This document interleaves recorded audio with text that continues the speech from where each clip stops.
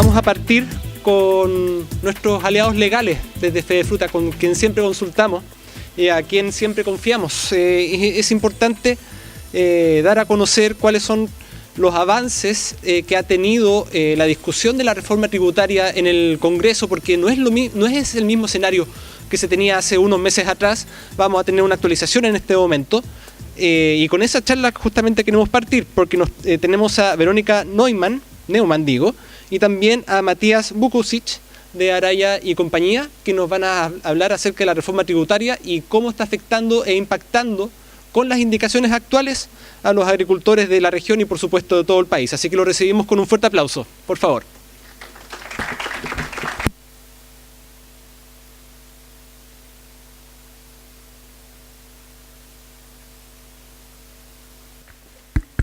Hola, buenas tardes. Soy Verónica Neumann del estudio Araya y compañía y quería conversarles a ustedes hoy día sobre los avances que han habido de la reforma tributaria.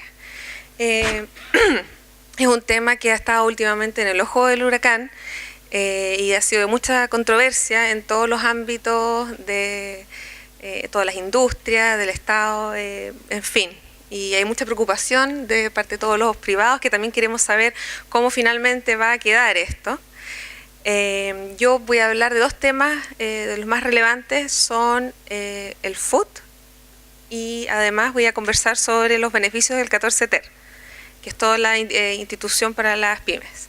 Y mi compañero Matías Vukusic va a conversar con ustedes sobre la enajenación de bienes raíces y las rentas presuntas, que también es un gran beneficio también para todos los agricultores y en fin, para todos los privados que quieran acogerse a ella. Bueno, primero que nada, los efectos generales de la reforma tributaria. Tenemos un aumento progresivo de la tasa de impuesto de primera categoría. Hay además la eliminación del FUT, que veremos que en teoría no se está eliminando, y la aplicación de un nuevo régimen tributario. Hay fiscalización electrónica. Es un tema más que no es tan nuevo, es desde enero. Y bueno, el régimen 14 TER, incentivo al ahorro, reinversión de utilidades, crédito por activo fijo y depreciación.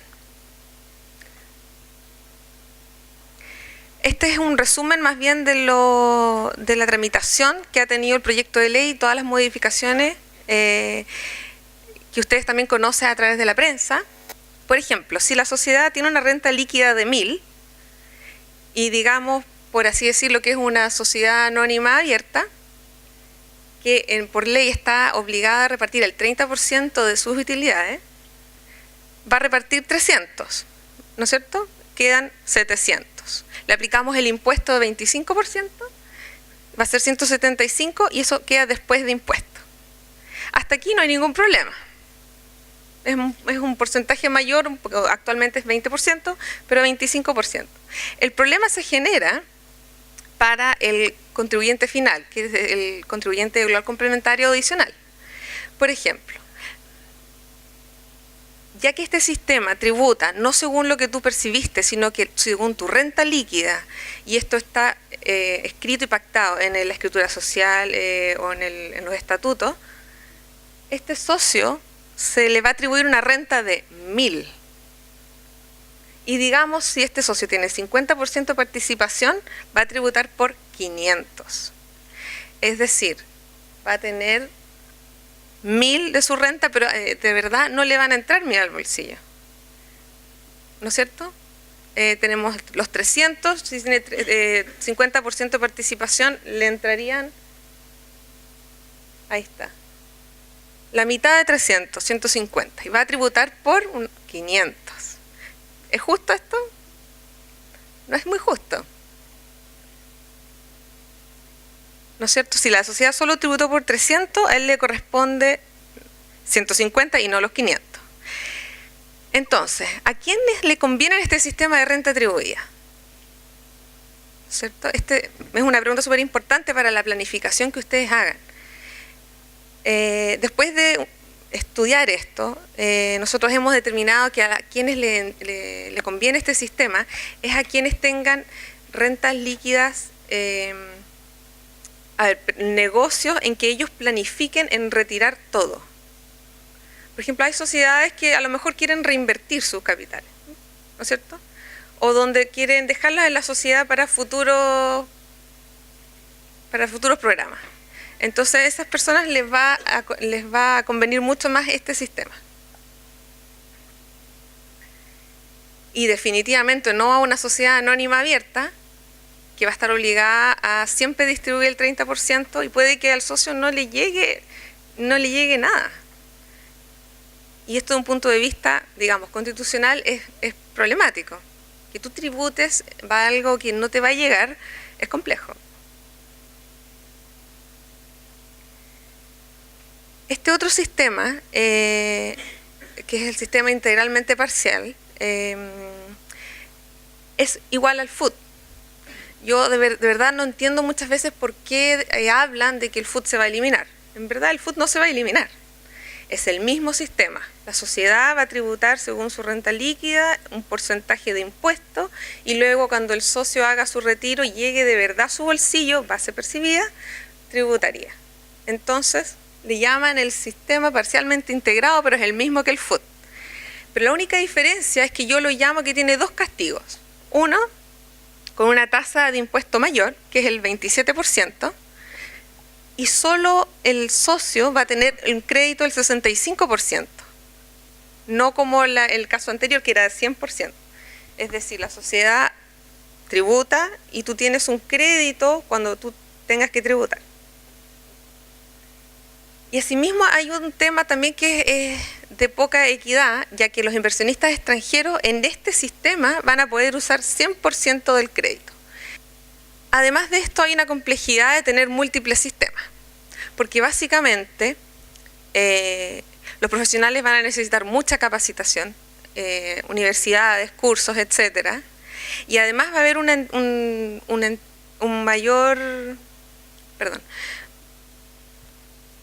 va a haber una mayor necesidad de entregar, de cumplir ciertas declaraciones, ciertos plazos y entregar la debida información al Servicio de Impuestos Internos, y además la sociedad va a tener que informar a sus accionistas y a sus socios qué renta y cuánta renta y por qué conceptos. Además va a tener una planificación y mayor proyección, porque en estos sistemas tú debes quedarte 5 años. ¿Qué significa quedarse 5 años en un sistema? No vas a poder optar antes, si cambian tus números, cambia tu balance, no vas a poder optar hasta 5 años más, vas a tener que esperar. Además, hay que hacer una proyección, porque si en mi negocio me está yendo muy bien, no me va a convenir estar en un sistema de renta atribuida, donde todo lo que gane la empresa va a tributar sí o sí. No es muy conveniente. Y vas a estar obligado a quedarte en ese sistema por 5 años. En cambio, claro, si tú tienes un negocio en que tú dices que no le va a ir bien, por ejemplo, Chile está entrando en un proceso de desaceleración, a lo mejor te convenga el segundo sistema, con una tasa más alta, con un menor crédito, pero es más seguro. Y además va a tener un mayor costo porque vas a necesitar más asesoría contable y legal por todo este cambio de sistema. Además van a convivir 3 sistemas juntos. Porque tú te puedes cambiar de uno a otro, pero siempre vas a tener que mantener el registro del sistema en el que estabas y además vas a tener que mantener el registro del FUT, el histórico, el antiguo, el que tenemos hoy día. Entonces, de repente va a ser muy complejo llevar 3 sistemas contables. Es una carga bastante grande. Bueno, cambio de sistema de tributación. Esto conversábamos, puedes cambiarte el sistema, pero estás obligado a estar 5 años, y ahí están los requisitos, que es más operativo, en verdad.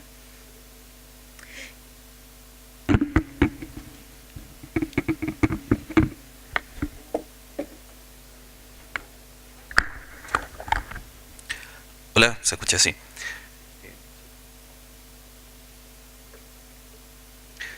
Bueno, existen 2 temas que habitualmente recibimos muchas preguntas en los seminarios que se han organizado también por Fedefruta y otros, digamos, en el último año, que son los dos temas que voy a tocar yo, que son fundamentalmente el impuesto a la enajenación de bienes raíces, la modificación del artículo 17, número 8 de la Ley de la Renta, y las nuevas características y las nuevas limitaciones que se establecen por el proyecto de ley de reforma tributaria a la renta presunta. Bueno, en primer lugar, anteriormente a la reforma, ¿cierto? Nosotros sabemos que la enajenación de bienes raíces, este impuesto al mayor valor, digamos, este impuesto a ganancia de capital, cuando eran propiedad de personas naturales, en términos generales no existía, digamos, tributación, eran ingresos no renta, y en consecuencia, tributariamente podríamos decir que no existían, o sea, no era ni siquiera necesario declararlos.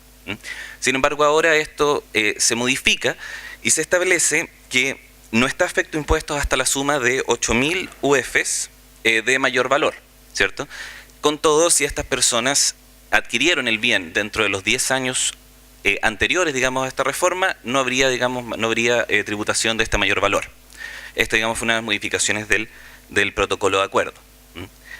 Se establece que estas 8.000 UF se consideran con independencia del número de enajenaciones realizadas y del número de raíces que tenga el contribuyente y en el año en que se generan este mayor valor.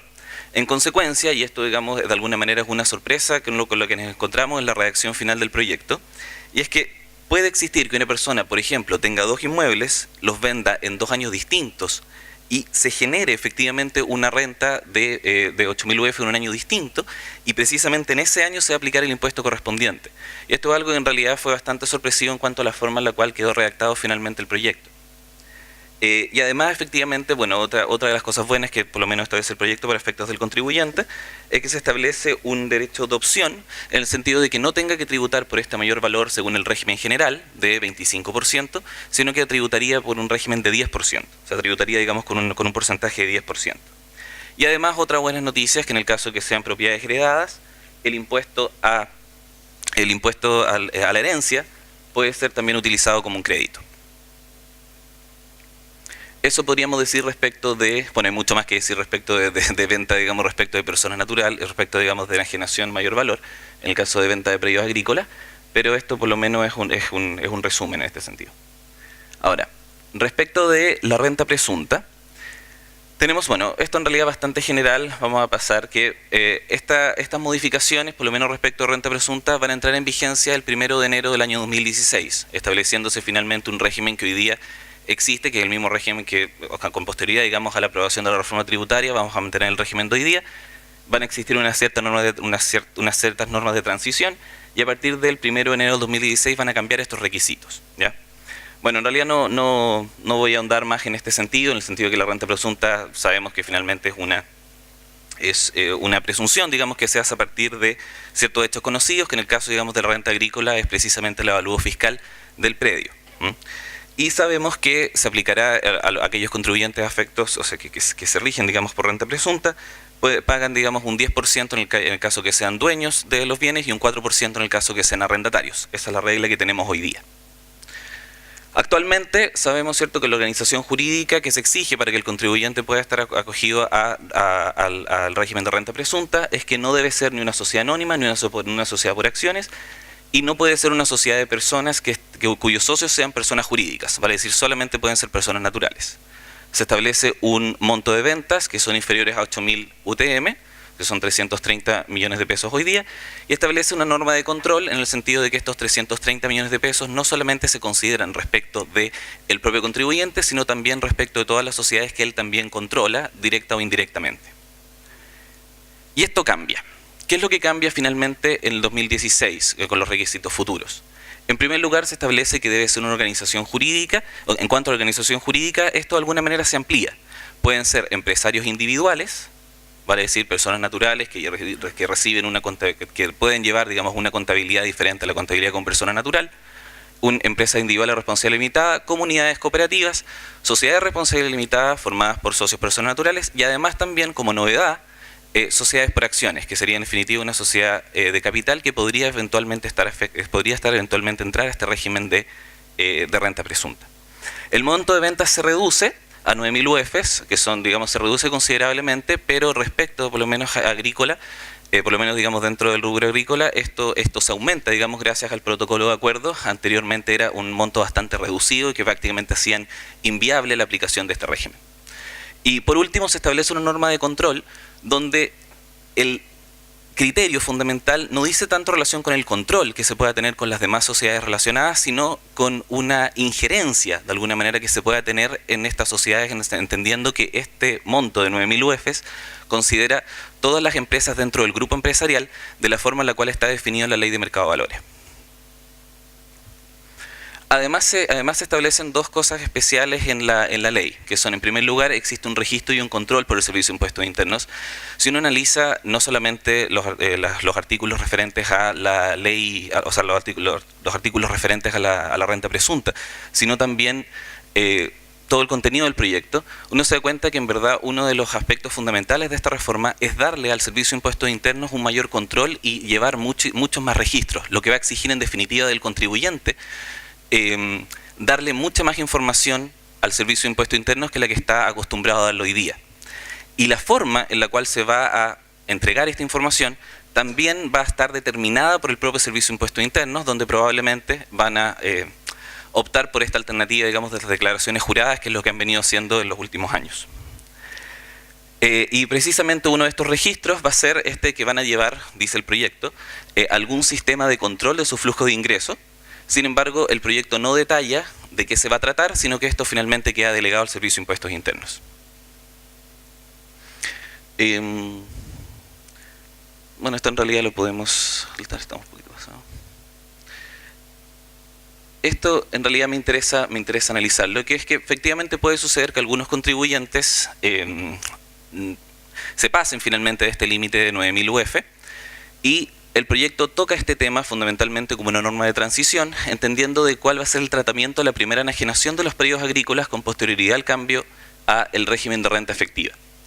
Y señala, ¿cierto?, que el valor de la enajenación será ingreso no renta hasta la concurrencia, ¿cierto?, de tres alternativas que serán elegidas por el propio contribuyente, que pueden ser el valor de adquisición del predio debidamente registrado por IPC, el avalúo fiscal o el valor comercial del predio establecido por el Servicio de Impuestos Internos o por un perito autorizado para esto por el Servicio de Impuestos Internos. Y esto evidentemente, ¿cierto?, es sin perjuicio de las 8.000 UF que establece, digamos, como ingreso no renta para efectos de aplicación del artículo 17, número 8.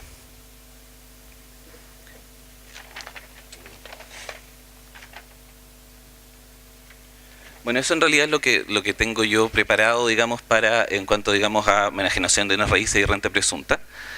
No sé si existe alguna pregunta, tanto respecto a este tema o del otro, así que eso queda para ustedes. Entiendo que es bastante complejo el tema, pero algo podemos ayudar. Gracias.